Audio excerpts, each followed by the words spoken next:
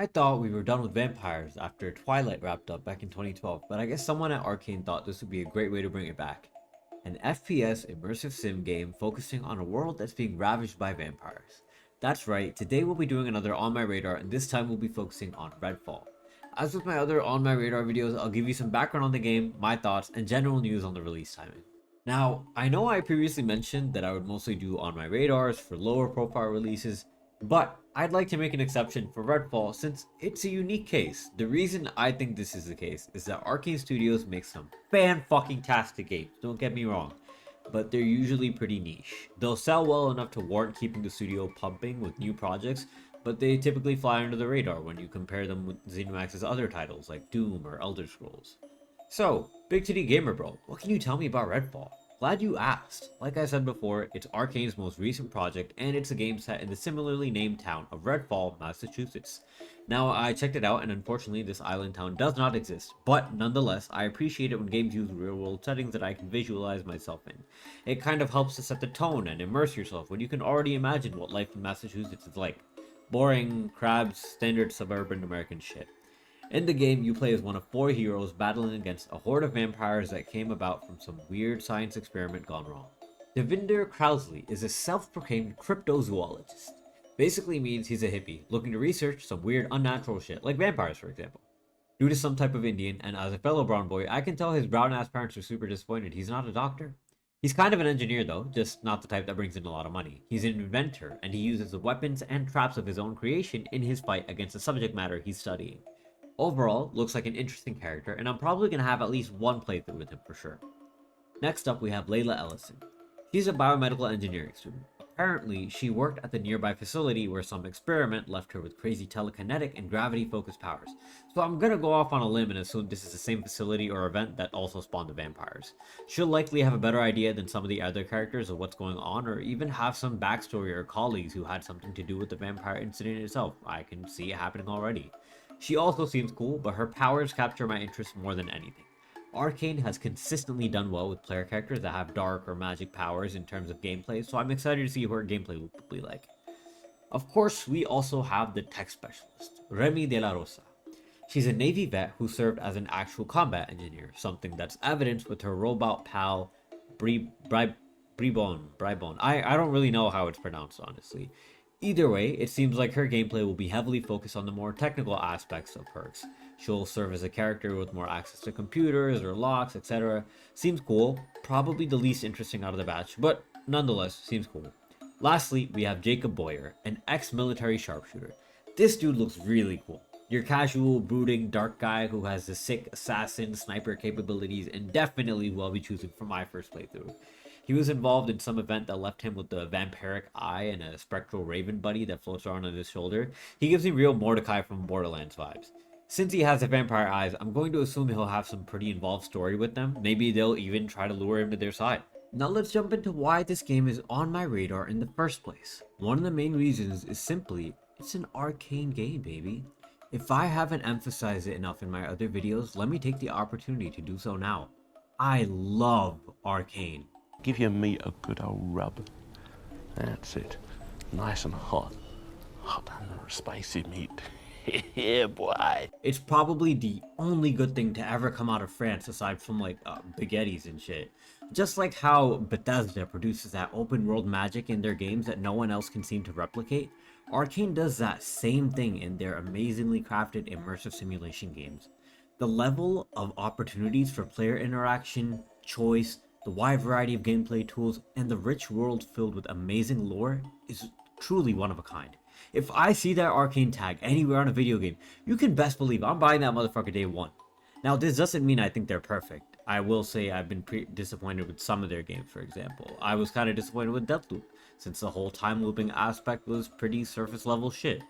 They had a better example of time looping and cause and effect type gameplay in the DLC for Prey, Mooncrash, which I can't recommend enough, by the way. Dishonored 2 was also amazing, but I gotta admit, it didn't really do too much in terms of the story. It improved over the original in so many ways, but I feel like the story was pretty much echoing the first, and it didn't try to take any new creative approaches. But overall, their games are truly one of a kind, and I'm undoubtedly going to be paying attention to whatever they end up releasing. Another reason I'm looking forward to this is that it's a day one Game Pass release. Now, I'm personally not on Game Pass, but I like to see Xbox utilizing the system properly and hopefully introducing a solid exclusive with Redfall. I hope the game garners a lot of attention due to its Game Pass launch, and I think Arcane will finally start getting the exposure that it deserves. Now, on to things that I'm potentially kinda sorta worried about. One of the main ones is your lack of interest. Straight up, I just think this is one of Arcane's least exciting projects that they've revealed to us. Looking back, I was always interested in Arcane games day one because they presented us with really unique backgrounds in their games. Dishonored had a Victorian era story that was filled with dark powers and revenge. Prey had a creepy, murdery type vibe with aliens and a tantalizing space station to explore. And Deathloop was just wild as hell with its trailers since we had no clue what it was, and that captured everyone's curiosity. I just feel like the background for this game won't attract as many people right off the get-go, myself included. I mean, it's a co-op type game where you fight against the undead. I feel like that trope has been done so many times. I can think of at least 5 that released within recent memory.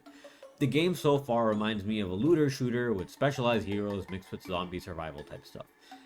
All of these aspects have just been done so much that it's not as fun or exciting anymore. Like it's just beating a dead horse kind of. Another big potential worry is that it's not coming to PlayStation. As of now, there hasn't been any mention of it coming over to PS5, so I'd wager that this is probably going to stay on the Microsoft side of things.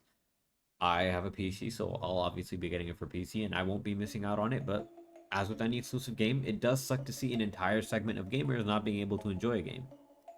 And my last and probably most critical point of concern is the co-op and multiplayer aspect. Every publisher and their mom wants a game with co-op or online capabilities. From a business perspective, it makes sense. It just keeps the game alive longer and keeps people buying both the game and any microtransaction purchases within the game. Now, the reason I'm worried about this is that Arcane doesn't really do multiplayer-based games all that much. Deathloop was their first foray into that territory, but even then it was just a limited type invasion mode where one player entered as a hunter for that specific mission. This entire game is reportedly going to be entirely playable with co-op and multiplayer. It's not easy for a developer who has traditionally only done single-player things to incorporate live service type gameplay. It's an entirely different frame of mind when thinking of design, gameplay mechanics, and rewards. Plus, oftentimes the use case is that publishers usually push the game devs to include more online microtransaction type shit, even though the devs don't necessarily have it in their agenda to do so. Now, I have faith in Arcane, but due to all this, I'm not sure how well this will all translate over in the actual experience. I suppose we'll just have to wait for the game to come out and see. Now, in terms of a release, we just know it'll be coming out in 2023. It was originally supposed to come out this summer, but as we all know, it was delayed back in May along with Starfield. Now, the important thing to note is that Starfield is pretty much set for early 2023. That's the date range that we were given. Consequently, I do not think we'll be seeing Redfall until quite a bit later in the year. That early quarter is going to be chock full of massive game releases. They have Starfield, like I mentioned, Hogwarts Legacy, and Dead Space Remake, and so much more, all coming out within that early 2023 timeframe. It makes sense that ZeniMax wants to space out the releases so that Redfall will have its own time to shine. I'm personally predicting either May or April of 2023 at the earliest. Maybe even summer 2023, to be honest. I'm betting on an official release date for both this and Starfield to come out closer to the Game Awards at the end of this year. It seems to be taking up some of that E3 engagement by showcasing new trailers and games, so I think that'll be the event where they really show it off. And that's a wrap for Redfall. I'm really excited for this game to come out and for all of us to explore another well-crafted Arcane world and really scratch that Arcane itch. Let me know how you guys are feeling about Redfall, whether you're excited, not looking forward to it, let me know below. And if there are any games you want me to do a deeper dive into or think I should discuss for real, let me know. I'm always happy to check out new games. I'll catch you guys around next time. Peace.